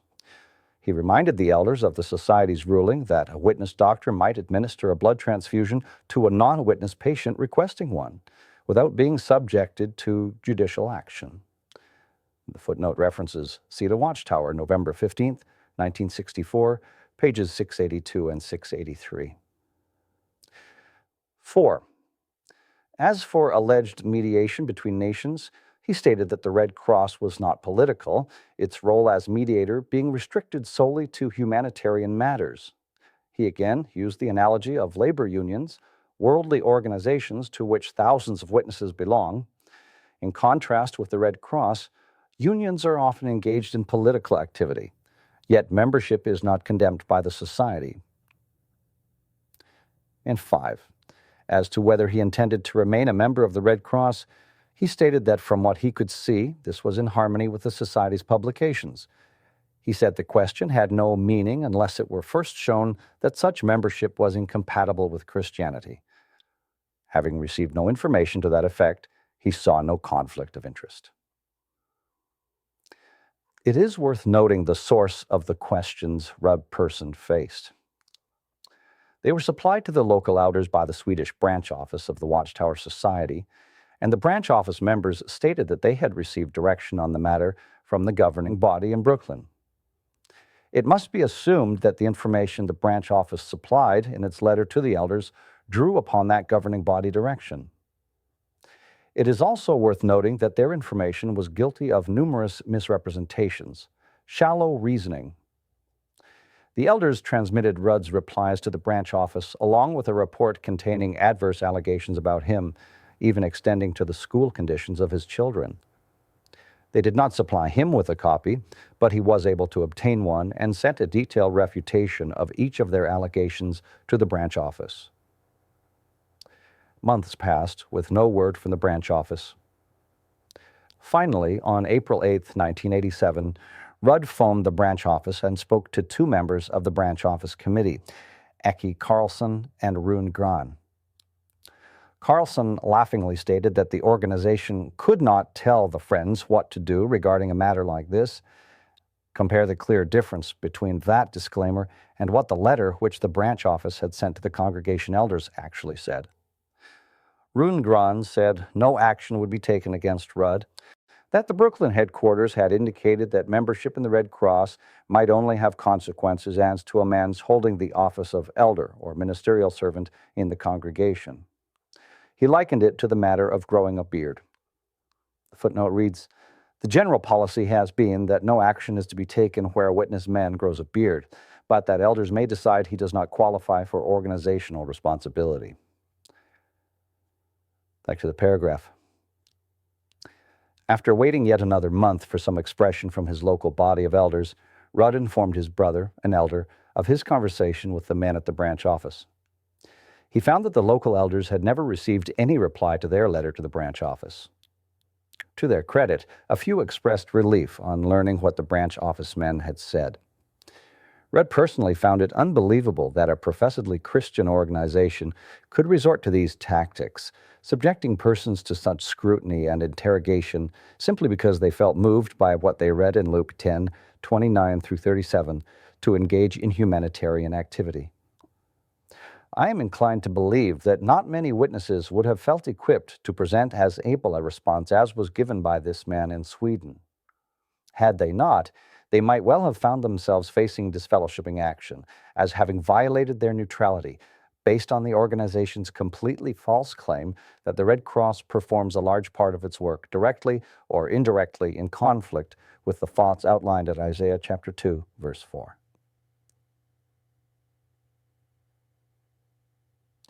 In the cradle of democracy. Perhaps nothing illustrates more clearly the extremes to which the zeal to spy out and deal summarily with any disagreement or disaffection can go than what happened in Athens, Greece, the land called the cradle of democracy. In 1986, the branch office of the Watchtower Society, located in the Athens area, began applying intense pressure on witnesses who gave any indication of not being in total agreement with organizational teachings and policies. The number of those disfellowshipped evidently reached more than 100.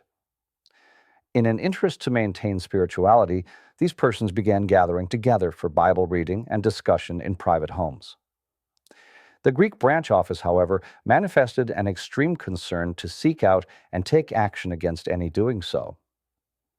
This, in time, introduced some remarkable measures and led to a court case described in the Athens newspaper, shown on the following page. On Tuesday, April 6, 1987, a group of about 50 persons gathered at the home of Nick and Eftihia Bozartzis for Bible discussion. From his balcony, Nick noticed two men standing across the street watching the individuals entering his home, some of whom had not formally withdrawn from the organization.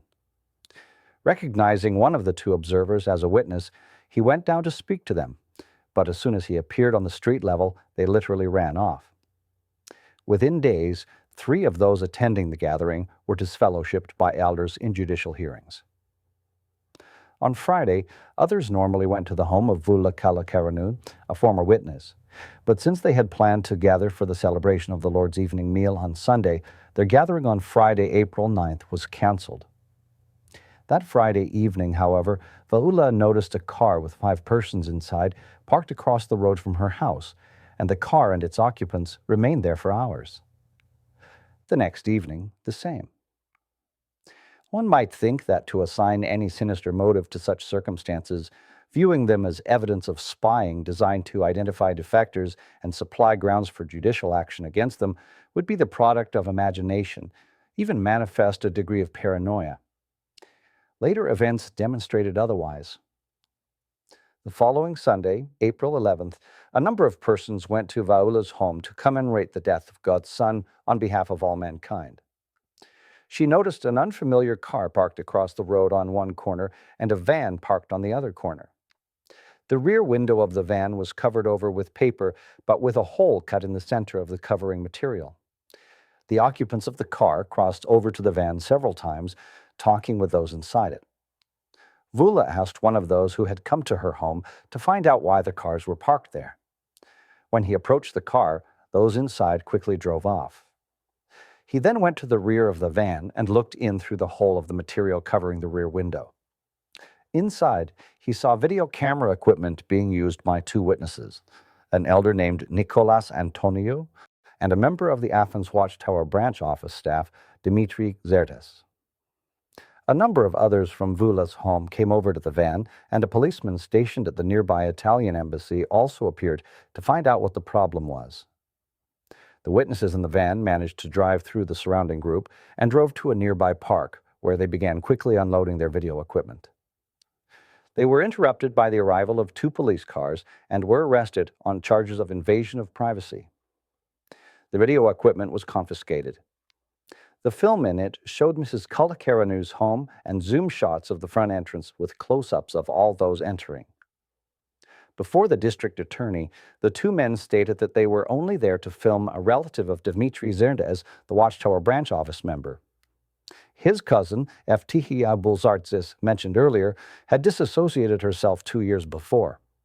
As a loyal witness, branch office member Dimitri should have had no interest in her, certainly should not have had any reason for wanting to film her secretively 2 years after her disassociation. The case eventually came to trial. In his presentation at the close of the trial, the district attorney, Mr. Kontaxis, stated, quote, "I don't think there is any Christian organization that tells its members to tell lies, but when the defendant and his organization does so, I would want them to accept the responsibility and say, yes, we did spy. And if an organization did such a thing, then how can it expect others to follow it? They had and used special equipment with witnesses seeing them filming, and yet the defendant comes along and says he didn't do it to spy, but just to film. All this doesn't honor either the defendant or the organization to which he belongs. We are all free to belong to any organization we want, but we are also free to leave that organization and do whatever we want within the bounds of the law. Does a person's leaving, abandoning this organization, give it the right to follow and spy on its members? One is protected by law against cassettes, tape recorders, filming, when such are used to pry into one's personal life and personality. This comes under confidentiality, and it is protected by it in such cases, and that includes one's private convictions. This is very serious. Obviously, the defendants were trying to cryptograph the private life of the plaintiffs by using video equipment, and this purposely, not by chance. The Watchtower Society, by teaching it is the Ark, and that one must enter into it to be saved, by teaching it is God's channel, creates tremendous dependency on its members, and thus they are directed to do everything to threaten and trample all that we call human rights. In the course of the trial, one of the judges asked the witness seller, the owner of the van, how long he and the other witnesses had been stationed in the van that day. The answer was 6 hours. When asked if the windows of the van were clear, the elder said, no, that the back window was covered with paper with a hole in the center through which they had done filming with the video cassette camera. He claimed that all this was solely to film his companion's relative. The confiscated film showed zoom shots of many persons at the house's front entrance and on its balcony, but the relative did not appear anywhere on the film. Actually, she could not have appeared, for the simple reason that she was never at the gathering. The court rendered a guilty verdict in the case. Ironically, the following year, the Awake magazine carried an article decrying the intolerance of the Greek Orthodox Church officials expressed in pressuring officials of a sports stadium to cancel their contract with Jehovah's Witnesses who were to hold an assembly at the stadium. The footnote reads, see Awake, November 22nd, 1988, pages 9 through 11. The article rightly condemned this unjust treatment of peaceful and law-abiding Christians, pointing to the Greek constitutional guarantees of freedom of worship and religious conscience, and citing a court ruling that the freedom of expressing one's religious beliefs is more especially safeguarded by the Treaty of Rome, dated April 11, 1950, on the protection of human rights. After saying that, quote, the freedom of the Greek people once again has been trampled on because of the Dark Ages mentality of the clergy, the article had it, how sad to see such a flouting of democracy and the cradle of democracy. I can agree with this condemnation of extreme intolerance and bigotry. I think it is sad that the witnesses experienced this injustice. What I find equally sad, however, is an organization's ability to see injustice when committed by others, to protest against it when practiced toward its own membership in violation of their exercise of freedom of conscience, and yet not to be able to see when it itself is guilty of the same thing. The Watchtower organization has never spoken out against the Dark Ages mentality its own representatives manifested in the cradle of democracy by secretive and illegal spying on the peaceful and law-abiding Christians who were gathering for the sole purpose of commemorating the death of God's Son. The presence of a branch office staff member in the van used for spying clearly indicates that the branch administration was aware of what was being done and approved, or at the very least condoned, that action. But the organization does not inform witnesses of this, publishes no expression of condemnation of such practices, and while witnesses worldwide read of the acts of the Greek Orthodox clergy, none of them outside of Greece would know of the action of Watchtower representatives in that country. To this day, in all countries, any persons among Jehovah's Witnesses who find they cannot conscientiously support fully the organization's teachings or practices live in a climate of fear, feeling they must constantly be on guard as to what they say, what they do, what they read, with whom they associate, from whom they receive letters, not feeling any sense of freedom, even when among personal friends or close relatives, if these are also witnesses. As stated, in my personal experience, I have had people phone who were afraid to give their name or who felt it necessary to use a fictitious name, some who even felt it necessary to take out a special post office box to be able to correspond without danger of their correspondence with me or other former witnesses being discovered. They face a form of hostage situation produced by the organization's power to cut off all their future communication with family and friends who are subject to the organization's authority. The only way to avoid this is to meet with the terms the organization lays down. The picture presented is not overdrawn. The experiences related here are only a small fraction of all that could be given, for an entire book could be filled with them. They exemplify the thinking produced, the attitude developed by an organization that is willing to use what amounts to thought control to maintain a sterile atmosphere within its membership. Strongly based, solid teachings do not need such a sterile atmosphere, where open discussion is decried as heretical, treasonous, in order to survive. Truth has the strength to confront error. Its validity and worth are in the end enhanced by such confrontations. It is only fragile, weakly supported teachings that are so lacking in powers of resistance that their ability to survive demands being protected from having to endure a testing of their strength.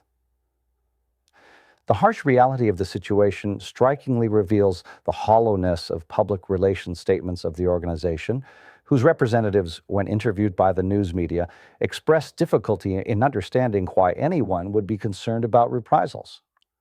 Why it is that persons who cannot agree do not simply leave quietly, who insist that there is no badgering, no emotional harassment in this very open organization, which is free from spiritual policemen.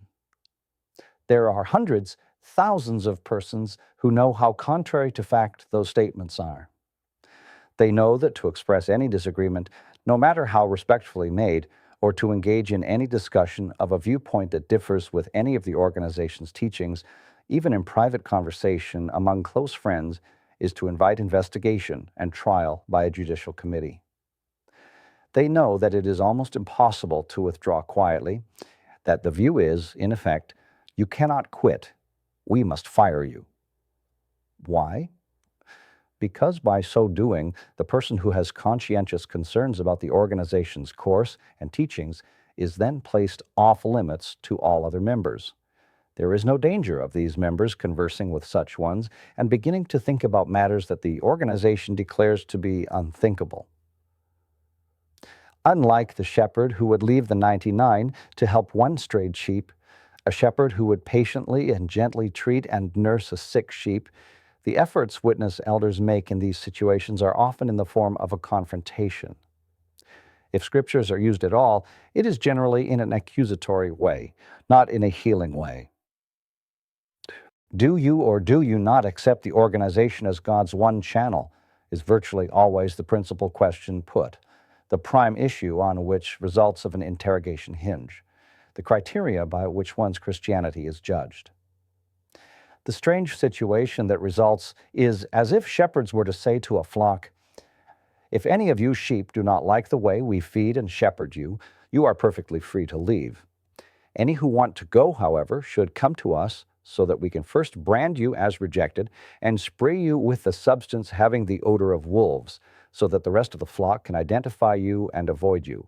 And please have the decency to leave quietly without any bleating."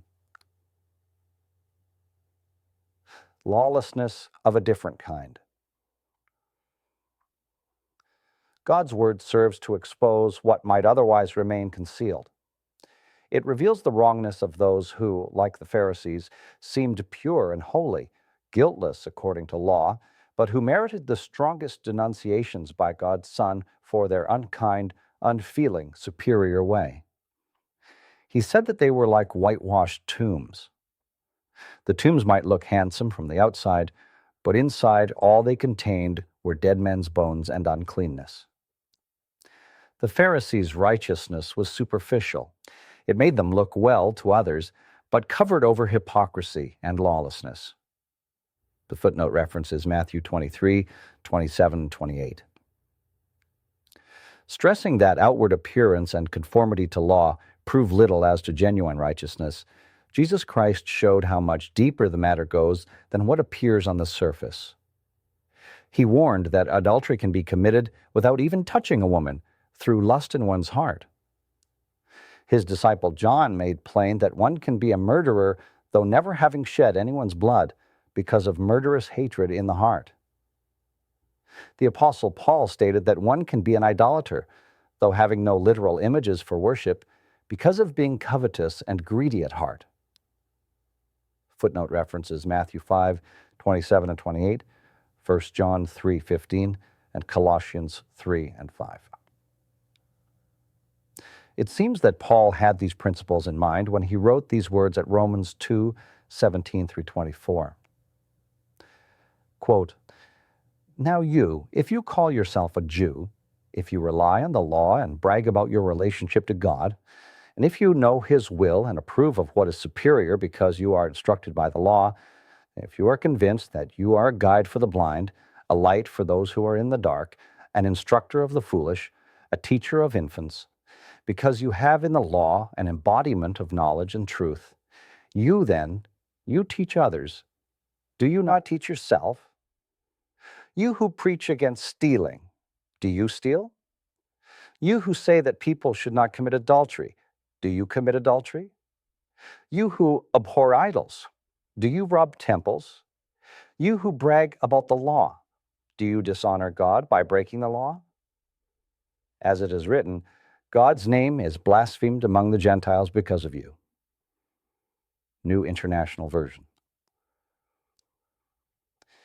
I am grateful in a sense for what I've experienced within the organization of Jehovah's Witnesses and what I experienced within its governing body. I doubt that I would have fully appreciated the value and importance of the Bible teachings in all these regards had it not been for seeing in such a personal way the effect of a legalistic approach to Christianity. I would never have realized how a surface morality can be produced that nonetheless allows for acts that are not only unmerciful, but sometimes cruel, extremely so. Now, however, I can realize how it is that the apostles' words just quoted can apply equally today. I can understand how it is that an organization can claim to be spiritual Israel, formed of Jews in a figurative sense, can proclaim worldwide that it and it alone stands in God's favor, knows His will and laws, is His appointed guide to lead people out of darkness and into the light of truth, an organization that draws great attention to its making known the name of Jehovah throughout the earth, how it is that such an organization can nonetheless be guilty of a form of lawlessness so serious that it brings grave dishonor on the very name it claims to honor. The problem is not that there is theft of material objects, but things of far greater value are stolen.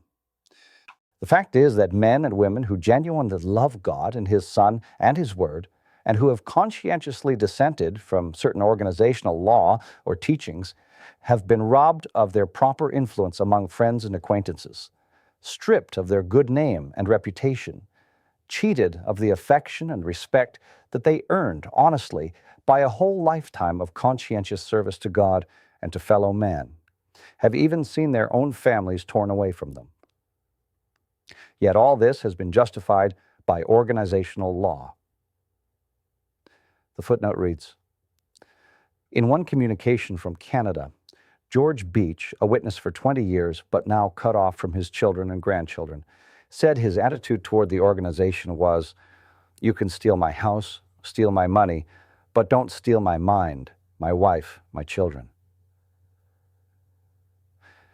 There has been no bloodshed, no literal murder, yet sincere and inoffensive men and women who simply sought to hold to conscience have in effect been stabbed in the back by unjustified, even malicious accusations, have undergone character assassination, leaving them as though spiritually dead in the eyes of most of those who knew them.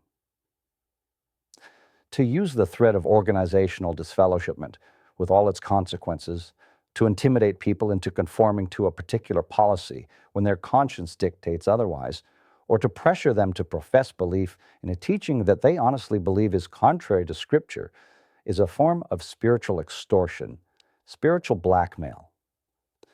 To interpose a religious authority center between people and Christ Jesus as a divine channel is to defraud those persons of a spiritual inheritance, an intimate, very personal relationship with God and His Son that should be rightfully theirs.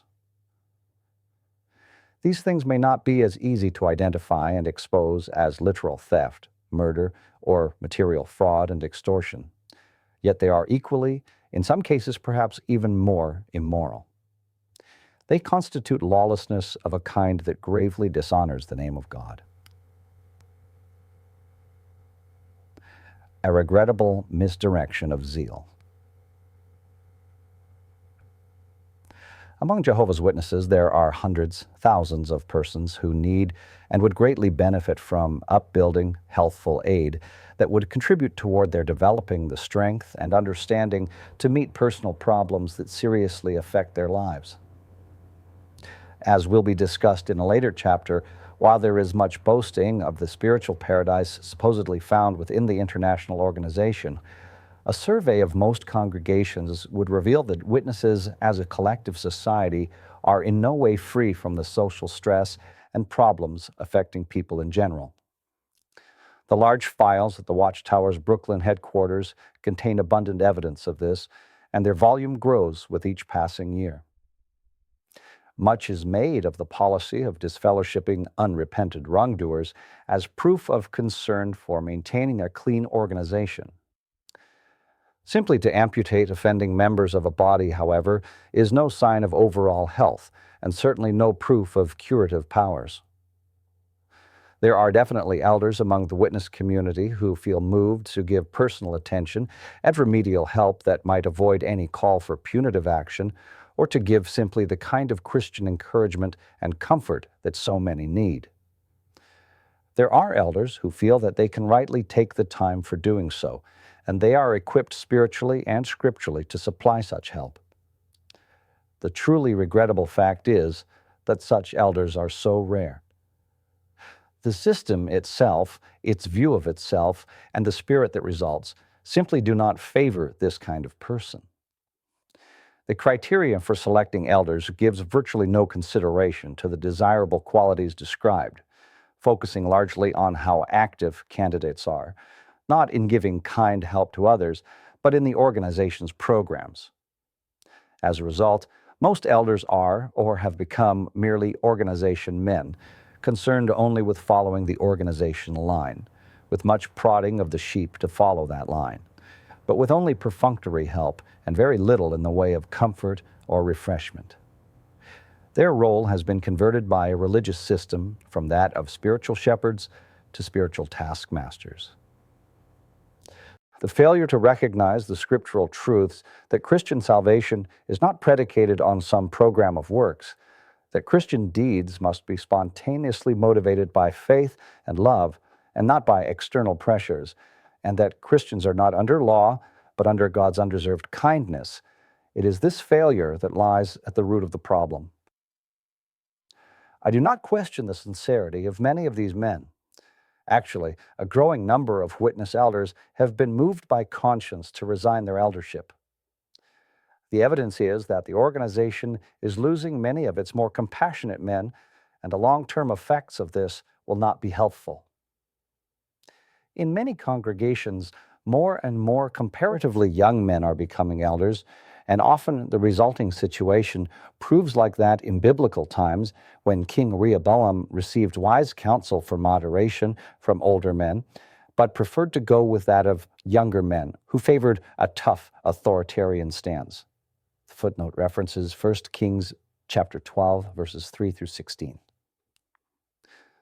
Similarly, as regards many of those congregation members who, because of holding to organizational norms, have coldly cut off former friends and even family members from fellowship, doing this even where they knew that the only sin of such ones was their inability to accept conscientiously certain teachings or practices as scriptural, I'm sure that many do this with deep pain. Here, too, there are those who eventually begin to ask themselves if their course is really exemplary of the attitude of God's Son. In 1985, a couple in Maine who had left hippie life to become witnesses wrote of their being attracted to the organization because of its apparent warmth and openness. The auxiliary pioneered frequently, gave their 100% in all respects, so that, as their letter states, we soon realized our home was nothing more than a motel room, a place to rush to after the long drive home from meetings, and a place to grab a bite in before rushing off to drop the kids at school and go out in service. Yet none of this disturbed them. What did were experiences of a different kind. As the wife writes, quote, "The first was a situation out in service. A sister and I visited a dying witness in the hospital. A well-dressed younger man happened to be there to visit also, so we spoke with him.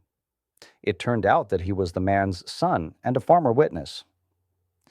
In our brief, needless to say, conversation with him, he mentioned that he'd simply had some questions that he wanted answered, and that after several sessions trying to get answers, he had been disfellowshipped.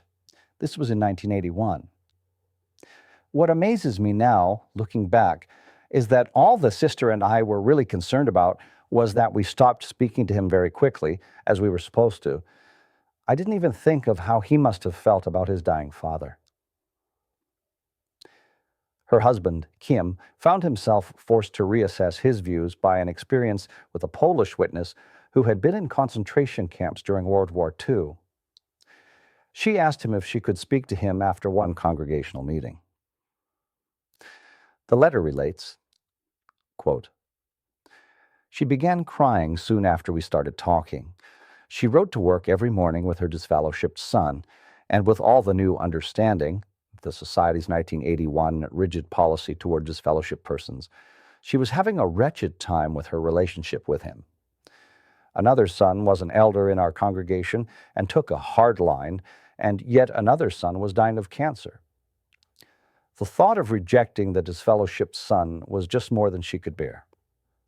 My husband, Kim, later commented that if an organization were really teaching the love that Christ taught us we should have, an occasion like that should never have arisen because there was no compassion in it.